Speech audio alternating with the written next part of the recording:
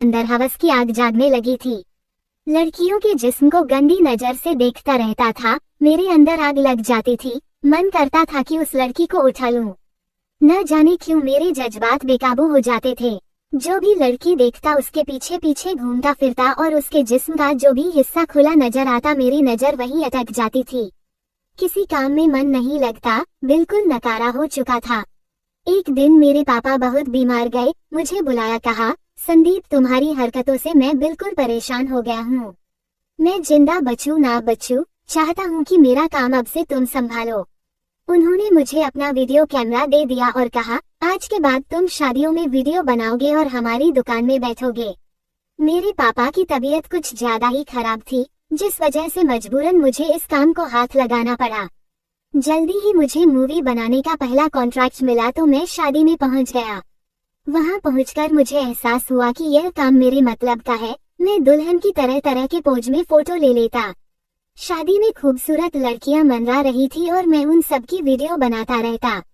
घर पर जब आया तो न जाने क्यों अपने काम से बहुत खुश था। अब तो ये रोज का हो गया था। थोड़ा मेरा कॉन्फिडेंस बढ़ा तो मैं लड़कियों के दुपट्टे में हाथ लगा देता तो कभी किसी लड़की के रेशमी बाल में, पर मेरी हसरतें बढ़ती चली गई। मैं लड़कियों को रोमांटिक पोज देने को भी सिखाने लगा था। धीरे धीरे ऐसा हो गया कि पति से पहले ही मैं उन लड़कियों के शरीर को छू लेता था और फिर मेरे ख्यालों में वही लड़कियां रहती थी। मेरे पापा अभी बीमार थे लेकिन घर का खर्चा मैं चलाने लगा था। मेरे पापा ये देखकर खुश थे कि कम से कम मेरा किसी काम में मन लग गया। एक दिन शादी में गया हुआ था, वहाँ मुझे एक लड़की मिली। वो काफी परेशान नजर आ रही थी। ऐसा लग रहा था कि वह शादी नहीं करना चाहती। मैं उसकी वीडियो बनाने के बहाने उसे तरह तरह के पोस्ट दिखा रहा था। उसके हाथों गालों उसके चेहरे को छू रहा था। न जाने क्यों लड़की का हुस्न मुझे अपनी ओर आकर्षित करने लगा था। उसे नजर भर देखते ही मैं बेकाबू होने लगा था, लेकिन फिर अपने आप को समझाने लगा, संदीप लड़की तेरी नहीं हो सकती, उसकी शादी हो रही है। उसके गुलाबी होठों को देखकर मन कर रहा था कि उसे चूम लूं। वो लड़की भी मेरे साथ शूटिंग करते करते धीरे धीरे खुलने लगी थी, लेकिन न जाने क्यों उसके चेहरे में एक उदासी नजर आ रही थी। मैंने पूछा, क्या बात है, क्या तुम इस शादी से खुश नहीं हो? उसने एक पल मेरी तरफ देखा, फिर उदासी भरी आंखों से मुझसे बोली, ऐसी कोई बात नहीं है, मैं बस थोड़ी नर्वस हूँ। उस लड़की की घबराहट की वजह मुझे बिल्कुल भी समझ नहीं आई, पर उसका दूधिया जिस्म मुझे बेकाबू कर रहा था। उस लड़की की शादी हो चुकी थी और ना जाने क्यों मन ही मन में उदास था। कभी सोचा ना था कि कभी किसी लड़की की शादी में जाकर उसी से दिल लगा बैठूंगा। खैर, उस लड़की को दिमाग से निकालने के लिए मैंने काम जारी रखा। एक दिन मैं शादी में था तो मैंने देखा एक 40-42 साल की औरत मेरे पास आकर मुझे अपना वीडियो बनाने को कहा। मैं उस औरत को हैरत भरी निगाहों से देखने लगा। फिर सोचा शायद दुल्हन की कोई रिलेटिव होगी, तो मैं उसका वीडियो बनाने लगा था।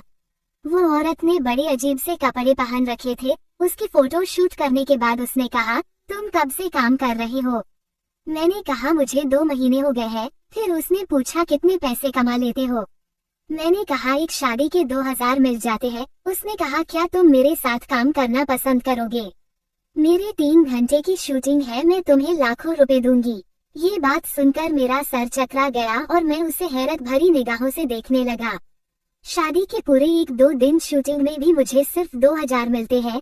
3 घंटे में लाखों रुपए देने की बात कर रही थी तो मैं हैरत में था। तो उसने कहा, क्या बात है, क्या सोच में डूब गए? उसने फौरन अपना कार्ड निकाला और मेरे हाथों में थमा दिया, अगर तुम्हें मंजूर हो तो मेरे फ्लैट में आ जाना और बात कर लेना।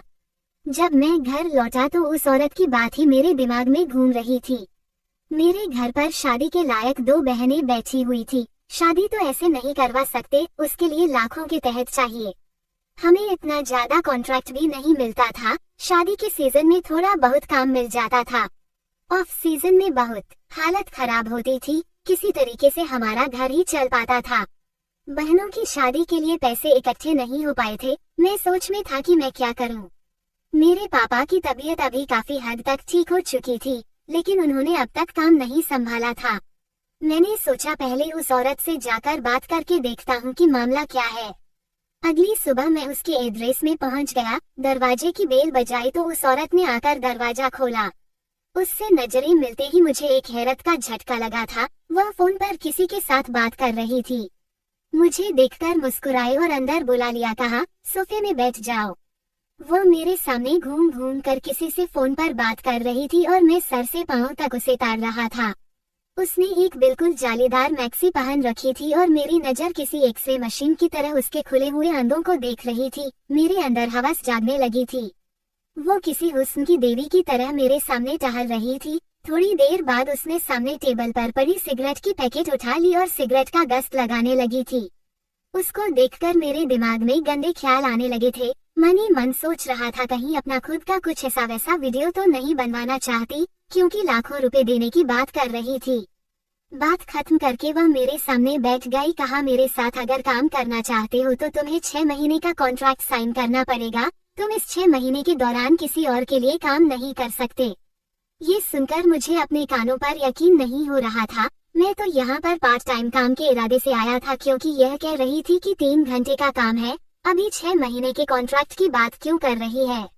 मैं अपना दिमाग दोहराने लगा, क्योंकि शादियों के कॉन्ट्रैक्ट भी 1-2 दिन की ही होती है। मैं इतने लंबे टाइम के लिए किसी के साथ काम नहीं करना चाहता।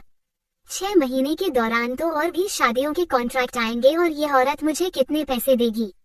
6 महीने तक -3 लाख देगी तो इससे मेरा नुकसान हो जाएगा।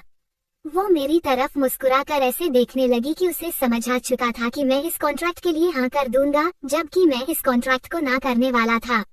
वो कुछ ज्यादा ही कॉन्फिडेंट नजर आ रही थी। टेबल के नीचे से उसने चेकबुक निकाली, कहने लगी इस काम के एडवांस मैं तुम्हें दे देती हूँ। चेकबुक में अमाउंट भरकर उसने चेक मेरे सामने रख दिया। जब मैंने वह अमाउंट देखी तो मेरे हैरत का ठिकाना ना रहा। मैं गौर से देखने लगा, उसमें 20 लाख रुपए लिखे थे और फिर मेरे सामने कॉन्ट्रैक्ट रख दिया और कहा इसे साइन कर लो। 20 लाख रुपए देखकर मैंने भी बिना सोचे समझे उस चेक पर साइन कर दिया। इन पैसों के लिए मैं कोई भी काम करने को तैयार था, चाहे अच्छा काम हो या चाहे बुरा। मैं कोई साधु पुरुष नहीं। एक बार भी मेरे दिल में ये ख्याल नहीं आया कि यह कोई जाल हो या कोई दलदल हो जिसमें मैं फंस जाऊंगा, क्योंकि उसने पैसे एडवांस कहे थे, इसका मतलब और पैसे देने वाली है। यही वजह से मैं कॉन्ट्रैक्ट साइन करके उनके हाथों में थमा दिया और फिर अपने घर खुशी खुशी आ गया। आते ही मेरी माँ मेरे पास आई और कही, बेटा तेरी बहन को देखने के लिए आज लड़के वाले आए थे। मैंने कहा फिर तुम इतनी परेशान नजर क्यों आ रही हो माँ? उसने कहा लड़के ने तुम्हारी बहन को पसंद कर लिया और वो बहुत अच्छे घर का है और अच्छा कमाता है। मैं समझ चुका था कि मेरी माँ परेशान क्यों है, क्योंकि हमारे पास दहेज के लिए पैसे नहीं है। मेरी माँ ने कहा मुझे लगा था 1 साल का वक्त मिल जाएगा तुम्हारी बहन के लिए दहेज इकट्ठे करने के लिए, पर वह लोग तो 3 महीने के अंदर शादी करवाना चाहते हैं। मैंने कहा माँ मुझे एक बड़ा कॉन्ट्रैक्ट मिला है, आप चाहे तो शादी के लिए हाँ कर दे, पैसे का इंतजाम मैं कर दूंगा। मैं खुशी खुशी अपने पापा के पास चला गया और कहा पापा बहन की शादी के लिए मुझे एक एक्स्ट्रा काम मिल गया है, इसलिए आप दुकान पर बैठ जाए और शादी वाला काम आप संभाल ले, मुझे कल से ही काम पर जाना है।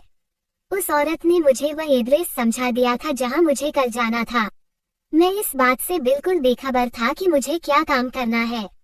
मेरे पापा दुकान में चले गए थे और मैं दोपहर करीब 2 बजे उस फ्लैट पर पहुंच गया। वो औरत शायद मेरा ही इंतजार कर रही थी। कहने लगी संदीप तुम बिल्कुल सही समय पर पहुंचे हो, सब रेडी है, अब आ जाओ अंदर। मुझे एक कमरे के अंदर लेकर आए। जैसे ही मैंने उस कमरे के अंदर कदम रखा मेरे पैरों तले से जमीन निकल गई। मैं तुरंत घबराकर कमरे से बाहर निकल आया। वह औरत भी पीछे पीछे आ गई और कहने लगी तुम यूं बाहर क्यों चले आए? मैंने कहा मैं अंदर नहीं रह सकता था, यह मुझे आप कहाँ लेकर आ गई है? ये काम कर पाना मेरे लिए नामुमकिन है। उसने कहा अगर तुमने ये काम नहीं किया तो कॉन्ट्रैक्ट के हिसाब से तुम्हें इसके डबल पैसे मुझे देने पड़ेंगे। तुम्हें हर हाल में 6 महीने तक मेरा काम करना पड़ेगा। ये सुनकर मानो मेरे सिर पर आसमान टूट पड़ा। मैंने कॉन्ट्रैक्ट जल्दबाजी में पढ़ना जरूरी नहीं समझा था। मैंने सोचा था जो भी काम होगा मैं कर लूंगा, पर जो नजारा मैंने अंदर देखा था मेरा दिल चीख चीख कर कह रहा था संदीप इस काम के लिए ना कर दो। परेशान होकर मैं घर आ गया था। ना मुझे खाने का मन कर रहा था ना ही नींद आ रही थी। मैं सिर्फ यही सोचने लगा था कि अगर मैं ये काम नहीं करूंगा तो इसके डबल पैसे कैसे चुकाऊंगा। मैं किस नर्क में पैर रखने जा रहा हूँ। मैं लड़कियों को हाथ तो लगाता था, लेकिन कभी ऐसा काम करना पड़ेगा मैंने सपने में भी नहीं सोचा था। 6 महीने के लिए तो मैं बुरा फंस चुका था। अगले दिन फिर से 2 बजे मैं वहां पहुंच गया। औरत मुझे देखकर पूछी, तो तुमने क्या फैसला किया? काम करोगे आज या दुगुना पैसा चुका दोगे? मेरे पास कोई रास्ता नहीं था। मैंने कहा, मैं आपका काम करने को तैयार हूँ। वो औरत मुझे कमरे के अंदर लेकर चली गई थी। 1 घंटे तक वहां फोटो शूट करने के बाद मेरे दिल की धड़कन बहुत तेज हो गई थी। मैं पसीना पसीना हो गया था। ये मैं किस मुसीबत में पड़ गया था। मेरे पैर बुरी तरीके से कांप रहे थे। मुझे उस लड़की का चेहरा याद आने लगा था जो अपनी शादी में परेशान थी और फिर भी ना चाहते हुए भी उसे शादी करनी पड़ी थी। जैसे ना चाहते हुए भी अब मेरे पास बचने का कोई उपाय नहीं था।